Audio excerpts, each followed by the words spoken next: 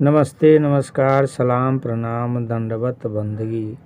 इससे पहले आप सभी ने सुना किस तरह भगवान विष्णु के द्वारा भंडारा किया गया और उसमें जितने संत महात्मा आए थे सबको दान दक्षिणा देकर भगवान विदा किए और कबीर साहब से वार्तालाप हुई। अब आइए आगे सुनते हैं कि राजा बिरदेव सिंह जो भंडारा के समय तीर्थ यात्रा पर चले गए थे, वो आए और सतगुरु से भंडारा करने का आग्रह किया और भंडारा का आयोजन किया गया।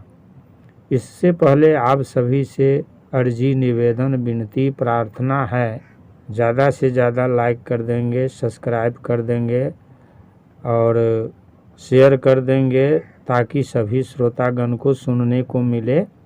साहेबंदगी, साहेबंदगी, साहेबंदगी।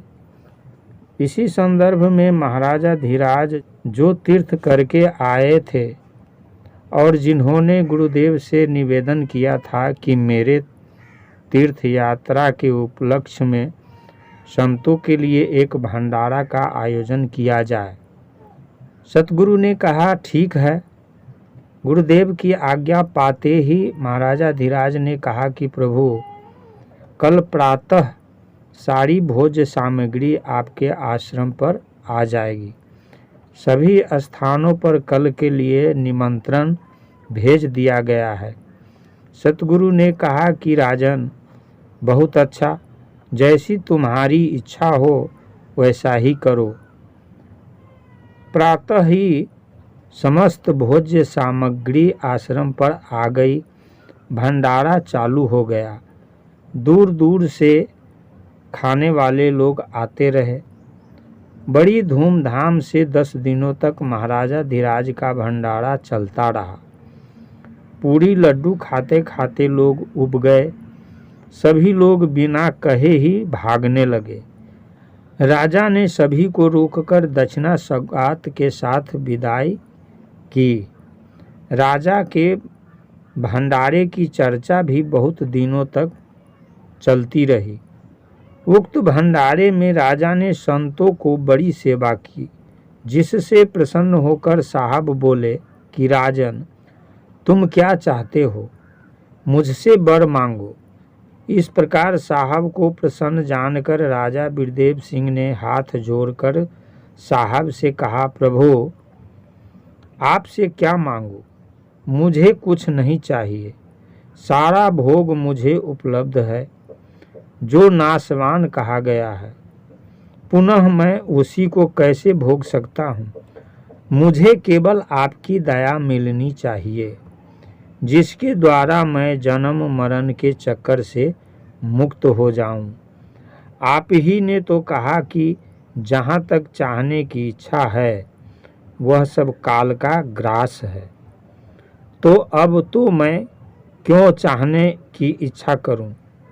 आपकी परम कृपा से अब मेरी कोई इच्छा अपूर्ण नहीं है, केवल भक्ति की इच्छा है, इसलिए उसी को मुझे दीजिए।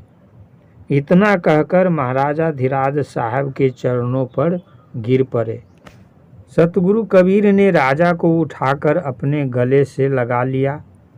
इस प्रकार साहब ने राजा को इच्छा रहित जानकर कहा, राजन, तुम उत्तम जिज्ञासु हो, इसलिए तुम उत्तम सपरिवार आत्मज्ञान प्राप्त करके अंत में मेरे लोक को चलोगे। बस तुम्हारे लिए यही वरदान है। राजा साहब की इस बात को सुनकर बड़ा प्रसन्न हुआ तथा उसने सैकड़ों बार साहब को साष्टांग प्रणाम किया। साहब ने पुनः राजा को उठाकर अपने गले से लगाया और कहा, राजन, जाओ राज कार्य की देखभाल करो और प्रतिदिन सत्संग में आया करो। राजा ने कहा कि प्रभु, यही तो मैं भी चाहता हूँ। ऐसा कहकर राजा ने अपने सारे राजकाज को साहब के चरणों पर चढ़ा दिया और बोला, प्रभु, आज से मैं आपका दास हूँ। इसको स्वीकार करके साहब ने कहा कि राजन, यह सब मेरा है, तुम भी मेरे हो, इसलिए मेरी आज्ञा से इसका देखभाल करो। राजा ने साहब की आज्ञा स्वीकार कर वैसा ही किया। यह प्रसंग छोटा है, इसलिए इसमें भक्त दामोदर का प्रसंग एवं रविदास जी सेन जी से कबीर साहब से सत्संग हुआ उसको जोड़ दिया जाता है। तो आइए सुनते हैं इस सत्संग को। अब इधर संत मंडली के सामने कोई बाधा नहीं रह गई। ब्राह्मण लोग सदा के लिए नतमस्तक हो गए। प्रतिदिन सत्संग अबाध गति से चलने लगा। सभी संत राम नाम जपते रहे। एक दिन की बात है, गुरुदेव कबीर सत्संगियों को राम नाम की महिमा एवं सत धर्म की बातें सुना रहे थे। इसी संदर्भ में साहब के शरीर से पसीना चलने लगा। ऐसा लगता था कि हजारों मन का भार साहब के ऊपर पड़ा हो। यह देखकर श्री सुरती गोपाल साहब ने पूछा, प्रभु, अचानक पसीना चलने का क्या कारण है? साहब ने कहा कि बस वैसे ही बह रहा है। तब तक श्रीमान पद्मनाभ साहब ने कहा कि समुद्र में दामोदर नामक व्यापारी की नौका डूब रही थी, जो साहब का शिष्य है। अपनी नौका को डूबते देखकर दामोदर ने साहब को पुकारा। उसी की पुकार को सुनकर गुरुदेव ने वहां जाकर उसकी नौका को ठेलकर किनारे पर लगा दिया, जिसमें अनेक प्रकार की सामग्रियां लदी हुई थी। उस नौका को पार लगाने से साहब के शरीर से पसीना छूट रहा है। श्री पद्मनाभ जी के मुख से सुनकर सभी के शरीर में रोमांच हो गया। सभी लोग जाकर साहब के कमलवत चरणों पर गिरकर उनकी महिमा का गान करने लगे। राजा बिरदेव सिंह ने तो पहले ही पूरी वाली घटना की परीक्षा कर ली थी, इसलिए उन्हें आश्चर्य युक्त बात पर शंका नहीं हुई। सब लोग उसी दिन से श्री पद्मनाभ को पद्मनाभ दास कहने लगे और उनका सम्मान अत्यधिक बढ़ गया, क्योंकि वे साहब की नाभि की बात जान गए थे। एक दिन ज्ञान गोष्ठी चल रही थी। इसी बीच में श्री रविदास जी सेन महाराज तथा गुरुदेव कबीर के बीच कुछ विवाद छिड़ गया। तीनों संत महापुरुष थे, परंतु बड़े गुरु भाई एवं ज्ञान वृद्ध होने के कारण श्री रविदास जी एवं श्री सेन जी सतगुरु कबीर को गुरु मानते थे, क्योंकि सेन जी रविदास जी तथा पीपा जी को एवं अन्य गिरी हुई जातियों में उत्पन्न व्यक्तियों को गुरुदेव ने ही स्वामी रामानंद जी से शिष्य बनवाया था। इस कारण जितने छोटे गुरु भाई कबीर साहब के थे, वे सब उनको गुरु के समान ही मानते थे। एक दिन रविदास जी महाराज ने कहा कि प्रभु, आप अपने सगुण रूप को महत्ता नहीं देते, जिसके द्वारा संसार का सारा कार्य संचालित होता है और जिसकी प्राप्ति सुलभ है, जो अनाथों का नाथ है, निर्गुण निष्क्रिय अहीन है, उसके द्वारा संसार चल नहीं सकता, जिसको आप श्रेष्ठ मानते हैं।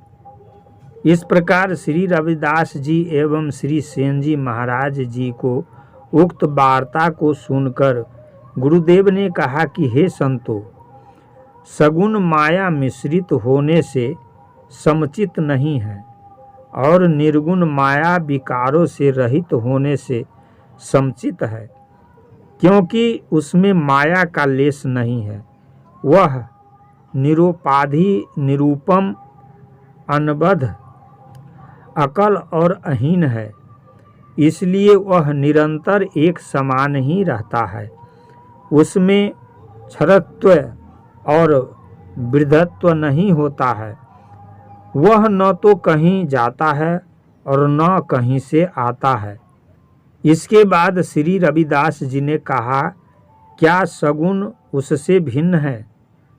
इस बात पर सतगुरु ने कहा कि भिन्न नहीं होते हुए भी मायोपाधि से भिन्न है, क्योंकि मायोपाधि के कारण सगुण असीम है और निर्गुण आकाश की भांति व्यापक एवं विभू है, जिसमें सदैव कलनाओं का अभाव रहता है। इसलिए निर्गुण सगुण से भिन्न कहा गया है। अतः आप ही बताइए कि स्वप्न की बातें चिरस्थायी होती है कि प्रत्यक्ष की देखी हुई? तत्पश्चात श्री रविदास जी ने कहा कि स्वप्न की अपेक्षा जागृत अवस्था वाली बातें चिरस्थायी होती है। इस पर सतगुरु ने कहा कि इसी प्रकार से निर्गुण माया का आश्रय लेकर आता है और थोड़े समय में अंतर्विलीन हो जाता है, इसलिए वह माया मिश्रित स्वरूप सगुण कहा गया है। उसमें चिर अस्थायित्व नहीं है, परंतु उसका जो अकृत्रिम स्वरूप है वह अल्पकालिक नहीं होता, वह शाश्वत है और उसे प्राणी मात्र की आत्मा भी कहा गया है। इसलिए उसी की प्राप्ति से जन्म मरण का अंत होगा। उधर सगुण ब्रह्म समय समय पर आकर भक्तों के कलेश को दूर करके अपने वास्तविक स्वरूप में विलीन हो जाता है। इसके दर्शन से सुख एवं वियोग से दुख होता है। इसलिए सगुण जन्य जो सुख है वह अस्थायी नहीं है। उसके परिणाम स्वरूप होने से उसकी महत्ता उतनी नहीं है जितनी निर्गुण ब्रह्म की। निर्गुण ब्रह्म की प्राप्ति से सदा एक रस आनंद होता रहता है, उसमें वियोग जन्य दुख नहीं है।